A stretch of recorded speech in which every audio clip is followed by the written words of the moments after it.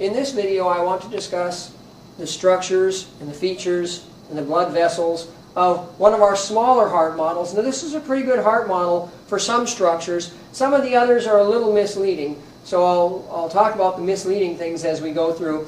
Again, as we've seen in the other heart models, we're going to have 4 chambers, and this is an anatomical view, so we're looking mostly at right ventricle and right atrium with the right auricle, and we see a little bit of the left ventricle. So keep in mind the heart is laying on the right ventricle on top of the diaphragm. Now if I turn this heart around, we can see that the left atrium is actually a posterior structure of the heart with its 1, 2, 3, 4 pulmonary veins entering into the atrium. But let's go back to the right atrium and start with the blood flow through the heart. On this model, we can see the superior vena cava coming into the top of the right atrium, and if we tilt it a little, we can see the inferior vena cava coming into the bottom of the right atrium, collecting blood to send it to the right ventricle so that we can go to the lungs. Now, if I open this right atrium and right ventricle, we can see inside the right atrium, and we see that the posterior aspect of this right atrium is very smooth. But on this model, they show us a little bit in color, but not in actual texture, rough texture to the front of this right atrium. The rough textured muscle in the front of the right atrium is known as pectinate muscle or musculi pectinati. The other features we should be able to see inside this right atrium. On this model, this white spot here represents the fossa ovalis, and this dark spot here represents the opening of our coronary sinus. Also notice how thin the wall of the right atrium is, because it's only going to pump the blood down to the right ventricle. On this model, we have good representation of the right atrioventricular valve, also known as the tricuspid valve. That tricuspid valve is connected to tendinous cords called chordae tendineae, and those tendinous cords come down and attach to projections coming up from the ventricular wall known as papillary muscles. Here we see a papillary muscle. Should be a papillary muscle attached here, but we've removed that part of the model, so that's the papillary muscle here. Another papillary muscle back in the distance. Now keep in mind, inside the ventricle, the wall is a fairly rough texture, and if I hold up the anterior portion of this heart and we look inside, a rough texture to the ventricular walls, that rough texture is known as trabeculae carneae. Trabeculae carneae. One last feature I want to point out inside this right ventricle before we head out to the lungs is this feature right here. This is a special piece of the trabeculae carneae. It's been cut off right here. We can actually see the other portion of it on this part of the model right there.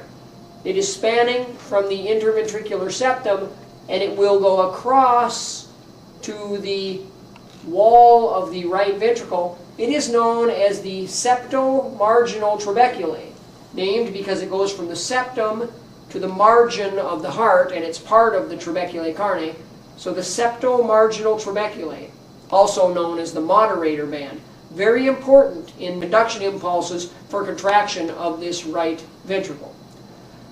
Remember, blood in the right ventricle is going to be pumped to the lungs, so the right ventricle has a thicker wall than the right atrium, and as we go up out of the right ventricle into our pulmonary trunk, we're going to pass through a smooth area of the right ventricle known as the conus arteriosus.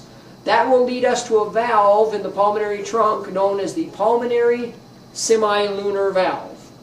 So here we see the pulmonary semilunar valve. Then we pass up through the pulmonary trunk. The pulmonary trunk will divide to go to both the right and left lungs as pulmonary arteries. So let me put the front of the heart back on, and I'll pivot this around, and you can see the pulmonary trunk came up and divided into the left and the right pulmonary arteries. Now along the way, Remember, we've talked about fetal life. The pulmonary trunk is associated with a structure that shunted blood between the pulmonary trunk and the aorta in the fetus. That was the ductus arteriosus. But remember, in the adult, that dries up and becomes a ligamentous structure that we can find between the pulmonary trunk and the arch of the aorta.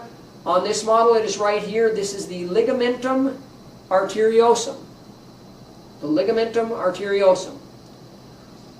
Pass through the pulmonary arteries.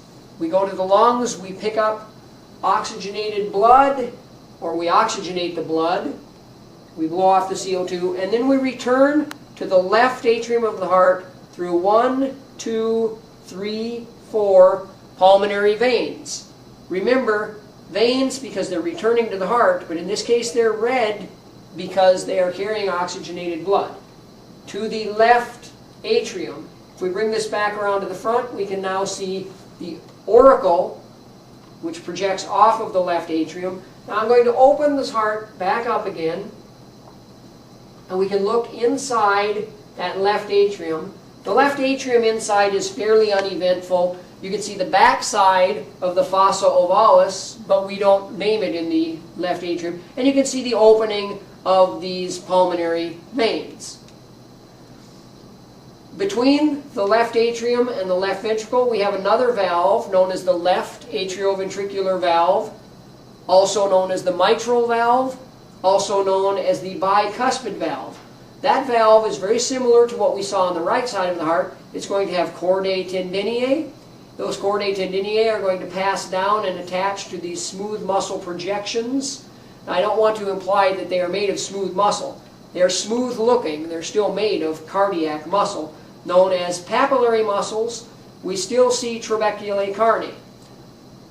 From the left ventricle, we're going to pass the blood up through the aortic semilunar valve and through the ascending aorta, the arch of the aorta, descending aorta, and the various branches out to the entire body. That means that the wall of this left ventricle must be much more muscular than the other chambers of the heart, because it has to pump through about 60,000 miles worth of capillaries in the human body. So the left ventricle, a thicker wall, still has the trabeculae carneae. We've seen the papillary muscles and the chordae tendineae. We see the aortic semilunar valve. Then we're going to pass up through the ascending aorta, the aortic arch, and then the descending aorta. Off of the aortic arch, we see 3 vessels that are going to supply everything head, neck, and upper extremity. The first branch of the aortic arch is called the brachiocephalic trunk. It will supply the right side of the head and neck and the right upper extremity. The second branch of the aortic arch is called the left common carotid artery. It will supply the left side of the head and neck. The third branch of the aortic arch is the left subclavian artery. It will supply the left upper extremity. Those are the major features of this model. Now I want to go back and look at the coronary circulation on this model, because it's a little different than the other models. Keep in mind, if you've looked at the other videos, the heart is supplied by 2 coronary arteries, the right coronary artery and the left coronary artery. The right coronary artery was the first branch off of the ascending aorta, and it traveled around the right side of the heart in the groove between the atrium and the ventricle. So here we can see the right coronary artery and its muscular branch, and then it sends a branch down along the very edge of the right ventricle called the marginal artery. I'm going to remove this from the stand. We'll circle around the back side of the heart, still right coronary artery. That right coronary artery will reach to the middle of the back of the heart, where it will either join with the circumflex artery and make a single posterior interventricular artery, or it may curve down and make a posterior interventricular artery on its own. So here we see the right coronary artery comes around and circles down to form on this heart one of 2 posterior interventricular arteries. So a quick recap: right coronary artery from the ascending aorta, circling around the right side of the heart with a marginal or a muscular branch. then a marginal branch, then circling around the back to help form posterior interventricular artery. Now on this model, I'll set this back on the stand briefly, we do not get to see the left coronary artery except for one very small portion. Remember, the left coronary artery is going to leave the ascending aorta, pass behind the pulmonary trunk. On this model, the pulmonary trunk is not removable, so we do not get to see that portion of this vessel. However, if we remove the remainder of the heart, right here, this is what we get to see of the left coronary artery as it was passing behind the pulmonary trunk. At this point on this model, it will divide, and then we can go to this portion of the model to follow it. We can see it. I'm going to turn this around. Right here, this matches this. So this is left coronary artery, this is left coronary artery. Right here, the coronary artery divides and becomes the anterior interventricular artery, and one that circles around the left side of the heart, the circumflex coronary artery. So left coronary artery on this model passed behind the pulmonary trunk. Branches right here at this point into the anterior interventricular artery with its muscular branches, and the coronary circumflex artery, which circles around the left side of the heart, sends off miscellaneous muscular branches, and on this particular model, let's remove it from the stand again, will come around the left side of the heart and ideally should join the right coronary artery to form posterior interventricular artery, but in this case turned and formed its own posterior interventricular artery. That is not uncommon at all. So most of this is laid out pretty well, but there is some exceptions that I want to show. This model does not represent them quite the way they should be. Let me put the model back on the stand. In a previous video, we saw that there was an anterior cardiac vein draining blood from the upper portion of the right ventricle directly into the right atrium. And textbook-wise, there really should be two. Well, this one shows two going in there. However, this is an anterior cardiac vein. This one is a misrepresentation of the small cardiac vein. The small cardiac vein comes toward that right atrium, appears to be headed toward the right atrium, but then when it gets to the groove between the atrium and the ventricle, it will run in this groove or sulcus, and it will run along with the right coronary artery and circle around, and we'll remove this again, and circle around and then show up here, passing by the inferior vena cava to head toward the coronary sinus.